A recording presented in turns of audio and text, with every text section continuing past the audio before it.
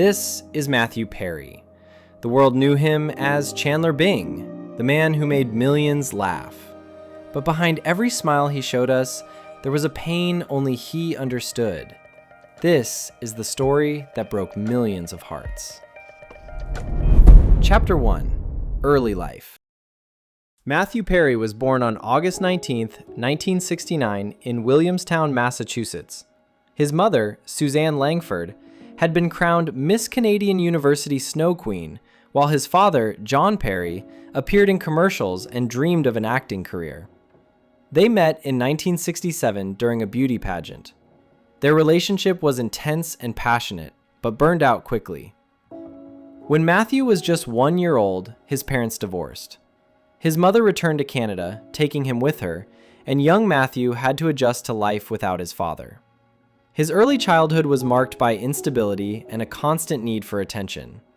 As a baby, he was restless and cried for hours. To help the young parents, doctors recommended giving him phenobarbital, a strong barbiturate meant to calm a constantly crying baby. It was the 1960s, a time of social change, medical experimentation, and new ideas.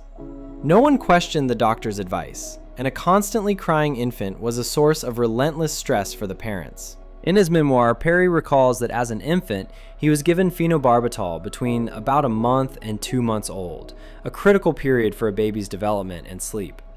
The medication would immediately calm him down, often putting him to sleep during his long bouts of crying. He reflects that even 50 years later, he still struggles with sleep. Whenever Matthew cried, the medication took effect and the baby would fall asleep. Despite everything, Perry expressed understanding toward his parents. He did not blame them for what happened, knowing they acted with the best intentions and followed the doctor's guidance. Times were different, and his crying was not a simple problem to solve. He remembered seeing old photographs of himself as an infant, eyes half closed, caught between sleep and stupor. He appeared almost completely sedated by the age of 7 weeks, ironically, born the day after Woodstock ended. This brief, seemingly minor episode echoed throughout his life. The barbiturates he had taken as a baby resurfaced in adulthood during attempts to stay sober. During detox, he would be given phenobarbital to help calm him while his body cleared other substances. He admitted that, having started the drug at just a month old, it felt as if he had simply continued the habit into adulthood. He described himself as needy and uncomfortable during these periods, jokingly admitting he was probably the most difficult patient to treat. The same drug that was given to him as an infant reappeared in his life as an adult, assisting him in detox and addiction treatment. Perhaps everything began there, in the arms of young parents who wanted to help their child, unaware that they were setting in motion something that would stay with him forever. Perry also recalls in his memoir that he had his first drink at the age of 14 while visiting a friend in Canada. After just one sip, he felt a rush of confidence and a sense of being funny, an intoxicating feeling that drew him into a long, difficult struggle with alcohol. Chapter 2: Facing Demons. In his memoir, Matthew Perry clearly identifies the moment that changed his life forever. Perry recalls the day when everything seemed perfect. He was speeding across Lake Mead on a jet ski, with the Hoover Dam in the distance, the site where they would film the movie's climactic scene. Wilson Mountain loomed over the area like a silent warning. At that moment, Perry had it all. He was the star of America's most popular TV show, dating Julia Roberts, and his career was on the rise. He felt like he had the world at his feet. Then, everything changed in an instant. He turned sharply, and his body flew straight forward. For a moment, he was in the air, and then he wasn't. When he surfaced, he saw the entire film crew running toward him. He was injured and in pain, but insisted on continuing with the shoot. That evening, a doctor was called, who gave him a single painkiller. Perry slipped the pill into his pocket. After taking it, he experienced a euphoric and intense feeling of happiness. This seemingly small moment became the start of a 30-year struggle with addiction. If he hadn't taken that pill, his entire life would have turned out differently. Perry had already been battling alcohol addiction, but after the accident, his struggle with opioids began. He later admitted that if he hadn't been introduced to prescription painkillers, his life over the next 3 decades could have been completely different. He became addicted to Vicodin, a strong opioid painkiller similar to morphine. The addiction escalated quickly. At one point, he was taking up to 55 pills a day, which caused serious health consequences. In 1997, Perry entered rehab for the first time, spending 28 days at the Hazelden Betty Ford Center in Minnesota. On the very day he left the facility, his life again spun out of control. He crashed his Porsche into an unoccupied house. According to some estimates, Perry spent around $9 million on addiction treatment over the years, not including $350,000 for a private jet he used to travel to and from a rehab center in Switzerland. The program in Geneva, however, was different. It introduced him to an experimental therapy that promised remarkable results. Every day, German-speaking nurses would lead him into a darkened room, seat him for an hour, blindfold him, put headphones over his ears, and administer an IV drip of what was described as a miracle drug. His addiction also deeply affected his personal life. Perry fell in love with Julia Roberts, one of the most famous actresses of the time. Their relationship was intense and passionate, but Perry, struggling with addiction and low self-esteem, ended it abruptly. He admitted that fear drove his decision. He worried he wasn't good enough for Roberts, and his addiction only intensified that insecurity.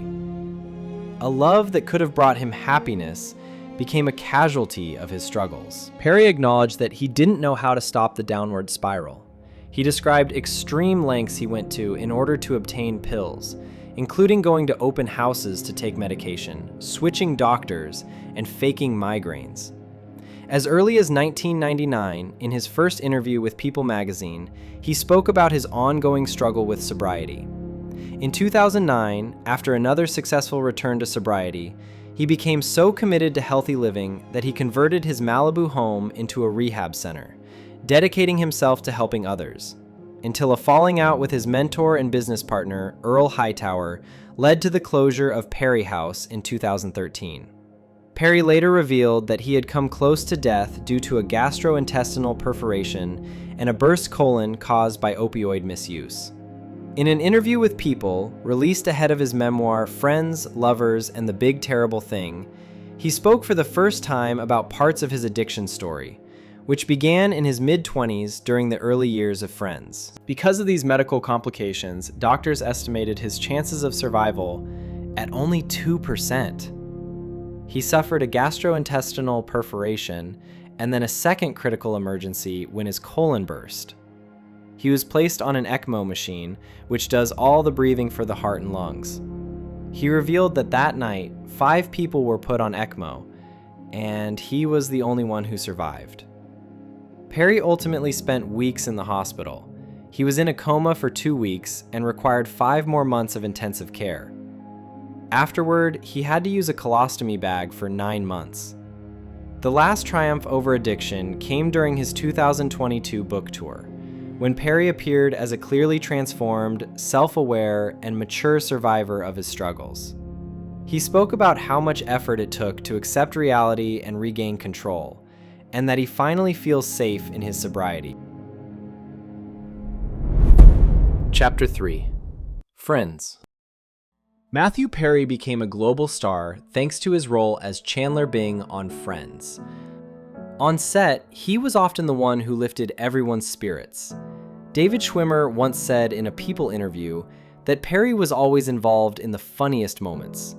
Perry often joked that Chandler was basically him, just louder and more exaggerated.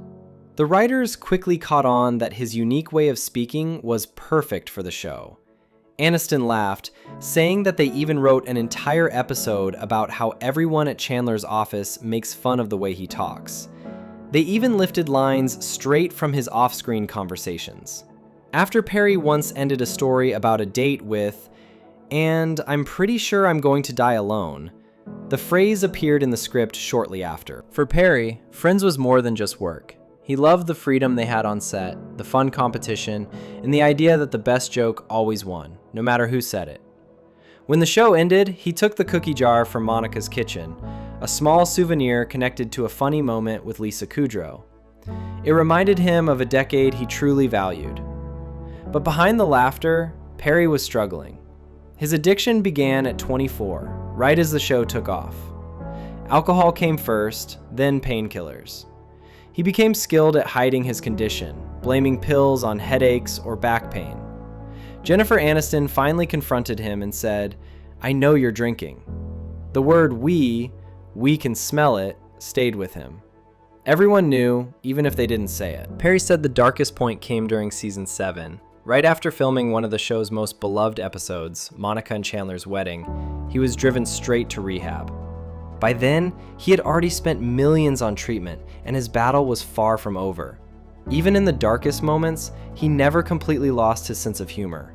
In his memoir, he joked that fans could track his addictions by his appearance. Weight gain meant alcohol, weight loss meant pills, and if he had a beard, he was taking a whole lot of pills. He insisted he never drank on set, but admitted he often arrived deeply hungover or shaking from withdrawal. Perry said there are seasons of Friends he barely remembers, especially seasons 3 through 6. In 2000, he was hospitalized for 2 weeks with alcohol-induced pancreatitis.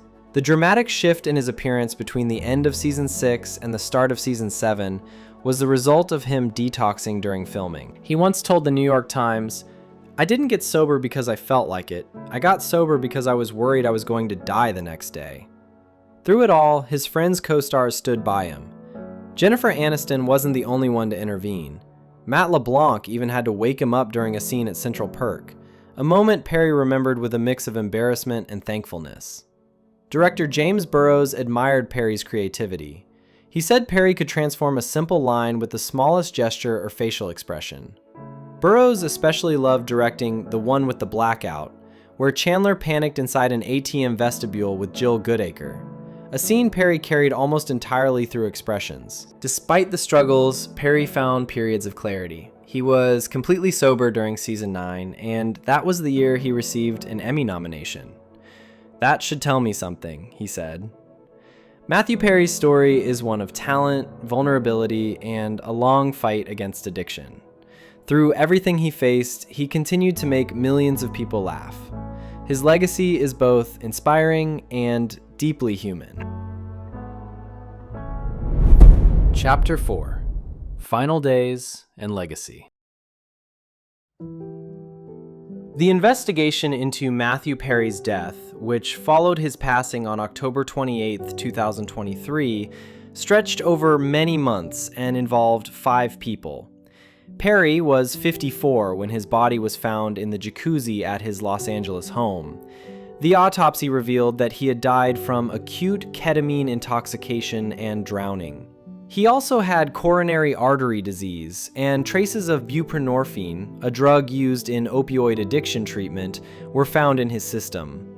Investigators discovered that in the final 2 months of his life, Perry had purchased 70 vials of ketamine, spending a total of $66,000. In the 3 days before his death, he received 27 injections from his assistant, Kenneth Iwamasa. In October 2023, Jasveen Sangha and Eric Fleming sold Iwamasa another 51 vials. Evidence showed that several people were involved in supplying the actor. Jasveen Sangha, known as the Queen of Ketamine, provided the drug to Eric Fleming, who then passed it to Perry's assistant, Kenneth Iwamasa. Iwamasa administered the ketamine to Perry, even on the day of his death, without any medical qualifications. 2 doctors, Salvador Plasencia and Mark Chavez, were also involved, selling the ketamine at highly inflated prices. During the investigation, a message from Plasencia to a colleague was uncovered, in which he wrote about selling drugs to Perry. "I wonder how much this idiot will pay. Let's find out." All 5 suspects were arrested in the summer of 2024. In August 2024, Fleming and Iwamasa pleaded guilty, admitting their involvement in the ketamine distribution. Chavez pleaded guilty in October 2024. By mid-2025, Dr. Plasencia reached a deal with prosecutors, agreeing to give up his medical license within 30 to 45 days and admitting to 4 counts of illegal ketamine distribution. In exchange, prosecutors did not pursue charges of falsifying medical records or other instances of illegal drug sales. Investigators also found that Placencia prepared documents after Perry's death that suggested the actor was receiving ketamine treatment, an attempt to cover up his prior actions.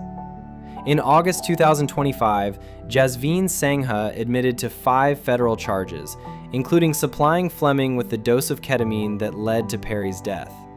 She also instructed Fleming via an encrypted app to delete all their messages after Perry died. On September 3, 2025, Sangha confirmed her guilty plea in a Los Angeles courtroom. She faces up to 65 years in prison and fines of up to $2 million. Her sentencing is set for December 10, 2025. It was also reported that Fleming, Iwamasa, and doctors Placencia and Chavez are expected to receive their sentences in the coming months. Jennifer Aniston also spoke publicly about Perry's death, describing how difficult it was for everyone close to him to watch his long battle with addiction. Despite the pain of losing him, she said there was some comfort in knowing he was no longer suffering, and that she and others had done everything they could during his struggles.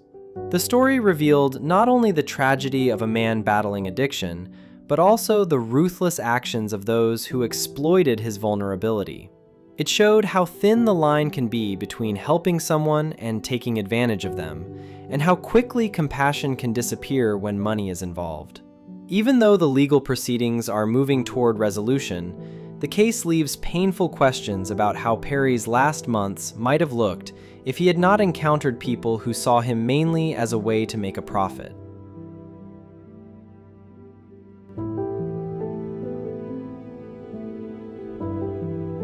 Thank you for watching. Subscribe to see more stories that inspire and move.